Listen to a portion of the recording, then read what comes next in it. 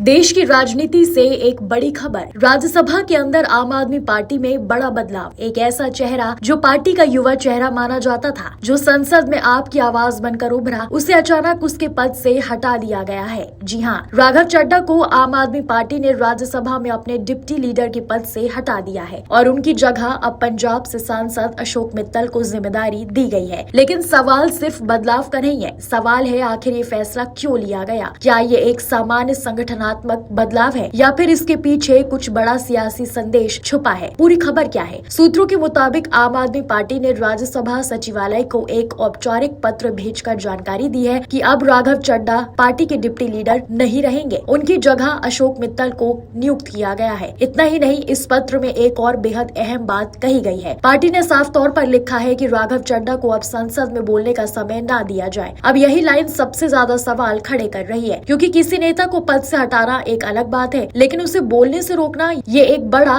और असामान्य कदम माना जाता है।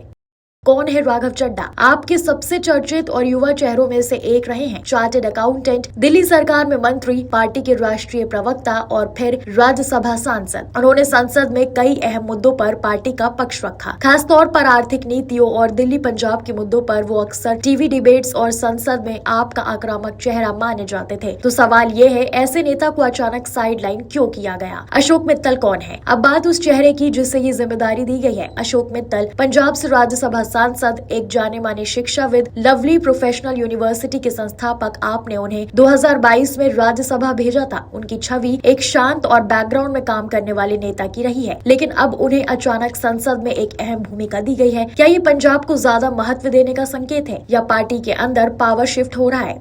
2023 राघव चड्ढा को राज्यसभा में डेप्यूटी लीडर बनाया गया। 2024 संसद में कई मुद्दों पर सक्रिय भूमिका। 2025 अचानक पद से हटाने का फैसला और बोलने पर भी रोक जैसी सिफारिश। इस पूरी टाइमलाइन में सबसे बड़ा बदलाव अचानक आया है और यही अचानकपन ही सबसे ज्यादा सवाल पैदा कर रहा है। क्या ये अंदरूनी कलह का संकेत है? अब सबसे बड़ा सवाल, क्या आपके अंदर सब कुछ ठीक नहीं चल रहा? राजनीतिक विश्लेषकों के मुताबिक लीडरशिप में बदलाव, पार्टी शायद नए चेहरों को आगे लाना चाहती है। पंजाब फोकस, आपकी सबसे बड़ी सरकार अभी पंजाब में है। ऐसे में पंजाब के सांसद को बड़ी भूमिका देना रणनीतिक हो सकता है। बड़े नेताओं के बीच पावर बैलेंस भी एक कारण हो सकता है। क्या राघव चड्ढा की किसी बात या स्टैंड से पार्टी असहज थी? लेकिन इन सवालों का जवाब अभी तक आधिकारिक तौर पर नहीं दिया गया है।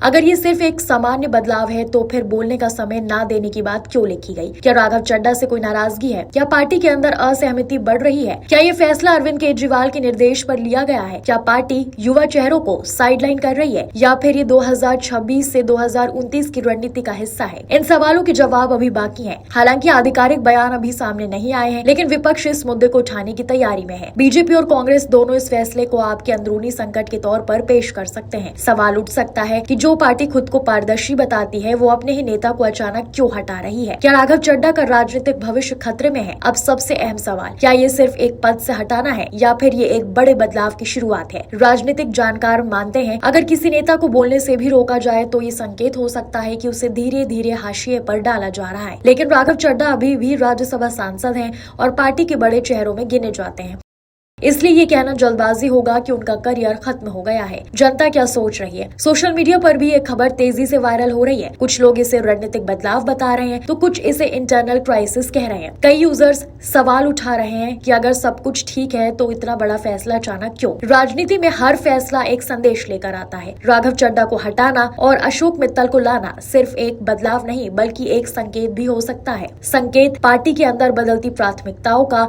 संकेत नई रणनीति का, या फिर संकेत किसी बड़े राजनीतिक घटनाक्रम का। अब देखना होगा कि आम आदमी पार्टी इस पर क्या सफाई देती है और राघव चड्ढा खुद इस फैसले पर क्या प्रतिक्रिया देते हैं। फिलहाल सवाल ज्यादा है, जवाब कम, लेकिन राजनीति में हर चुप्पी भी एक कहानी होती है।